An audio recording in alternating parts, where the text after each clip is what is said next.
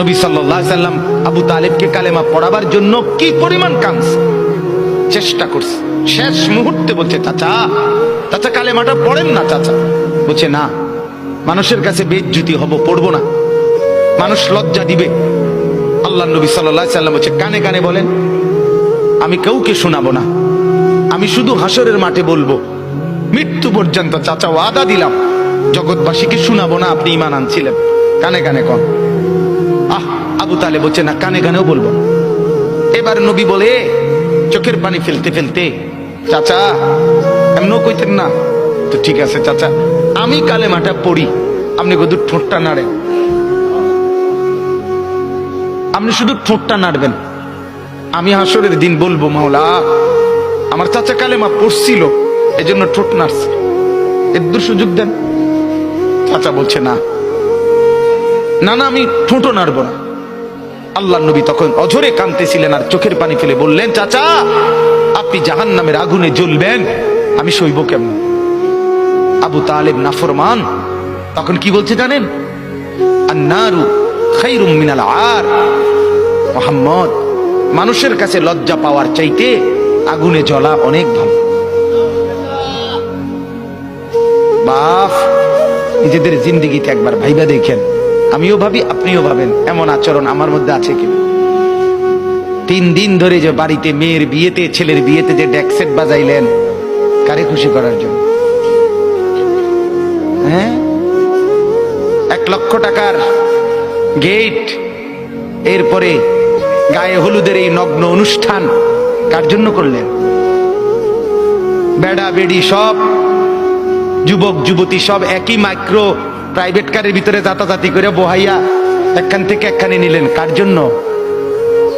পুরা প্যান্ডেলের ভিতরে একসাথে বেড়া বেড়ি একত্রে খায়, নাচে, গায়, ফুর্তি করে, কার জন্য? শুধু সমাজ, সোসাইটি, পরিবেশ, সোসাইটি মেনটেন করছেন, সমাজ মেনটেন করছেন। ছেলেরা চাইছে, মেয়েরা চাইছে, বাচ্চারা চাইছে, এতে হেতে চাইছে, তো মালিক তিনি কি চাইছিল? ওনার কথা মনে হয় নাই? রাসূল সাল্লাল্লাহু আলাইহি সাল্লাম তার কথা মনে হয় নাই? বলেন, কিয়ামতের দিন নবী সাল্লাল্লাহু আলাইহি ওয়াসাল্লামের কাছে কোরআনে আছে, ফাকাইফা ইযা জিনা মিন কুল্লি উম্মাতিন বিশাহীদ ওয়া জিনা বিকা আলা হাউলা'i শাহীদা। নবীকে বলছে আল্লাহ, বন্ধু আপনার উম্মতের প্রত্যেকের আমলনামা আমি আপনার হাতে দেখাবো, আপনার হাতে, আপনার সামনে পেশ করব, আপনি দেখে কথা বলবেন আমার কাছে। সুপারিশ আপনি কইরেন, মানা নাই, কিন্তু আপনি দেখে করবেন।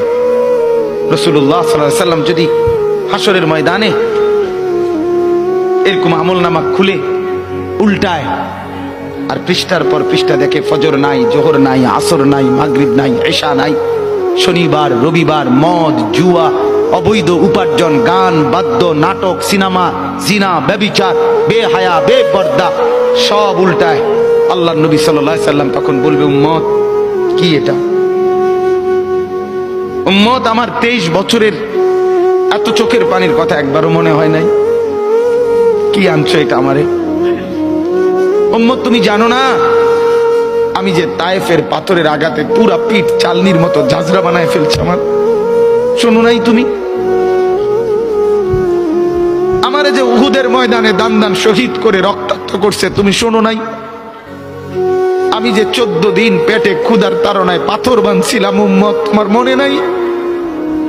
একবারও শোনো নাই আমার ক্ষুধার কষ্ট, আমার পিঠের ব্যথা, আমার দাঁতের ব্যথা, আমার কাঁধে 2টা কড়া ঢুকে গেছে? উম্মত, আমার ঘরে 3 মাস আল্লাহর নবীর স্ত্রী আয়েশা বলছে, আল্লাহর কসম উম্মত, নবীর স্ত্রী বলছে 3 মাস 3টা চাঁদ উঠছে ডুবছে, রাআইনা হিলালান সুম্মা হিলালান সুম্মা হিলালান, 3 চাঁদ 3 মাসে নবীর 9 জন বিবির কারো ঘরে আম্মা জান আয়েশা বলে 1 ফোঁটা চুলায় আগুন জ্বলে নাই।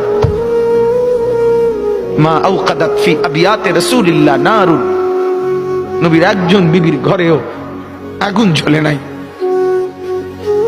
আল্লাহ নবীর স্ত্রী আয়েশা একদিন বলছিল নবীকে পিঠে হাত বুলাইয়া, ইয়া রাসূলুল্লাহ, স্বামী আপনার পিঠ ছিদ্র ছিদ্র কেন? পুরা পিঠ চালনির মতো ছিদ্র ছিদ্র কেন? আপনার কি ছোটবেলায় বসন্ত রোগ হয়েছিল, গোটা হয়েছিল। আল্লাহর নবী চোখের পানি ফেলে বলছে, আয়েশা তুমি জানো না আমার এই পবিত্র দেহে তো কোনোদিন মশাও বসে না, মাছিও বসে না, পোকা বসবে কেমনে?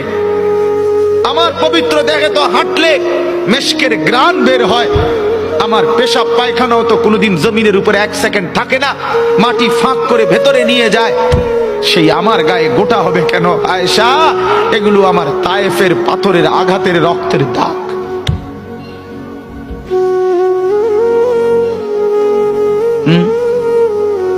হলো না বাপ? কিছুই মনে হইল না? এভাবে ভুলে গেলেন, ভুলে গেলেন? রাসূলুল্লাহ সাল্লাল্লাহু আলাইহি সাল্লামকে একবারও মনে হলো না? আল্লাহকে ভালোবাসেন, নবীকে ভালোবাসেন, আখিরাত চিনেন? এই বাপ, আমি আপনাদের সন্তান, যে আল্লাহর কোরআন যে ধরে নাই, ছোঁয়ে নাই, পড়ে নাই, বিশ্বাস করেন পড়ার কোনো মজা, লেখার কোনো মজা, জ্ঞানের কোনো মজা, শিখার কোনো মজা, জানার কোনো মজাই সে পায় না। আপনি যেন কিছুই পান নাই, তেমন কিছু পান না।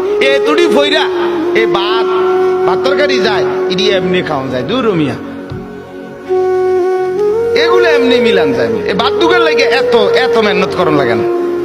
অল্প কয়টা ভাতের জন্য, বিল্ডিং একখান করণের জন্য এত কিছু করতে হয় না, এত কিছু করতে হয় না। অতএব দয়া করে, মেহেরবানি করে, হাত জোর করে অনুরোধ, আপনি শিখেন, কোনো মানা নাই। আপনি বৈষয়িক সব পড়া পড়েন, আপনি সব শিখেন, কিন্তু তার উপরে আল্লাহর কোরআন রাখেন, রাসূলুল্লাহ সাল্লাল্লাহু আলাইহি সাল্লামের সুন্নাহ রাখেন, দিন শিখেন, আল্লাহর কোরআন একটু একটু করে পড়তে শিখেন। আল্লাহ তাআলা আমাদের প্রত্যেককে তৌফিক দান করেন। নিয়ত করেন যে কোরআন পড়বেন ইনশাআল্লাহ। বলেন ইনশাআল্লাহ, বলেন জোরে সোরে বলেন ইনশাআল্লাহ। আল্লাহ তৌফিক দান করেন।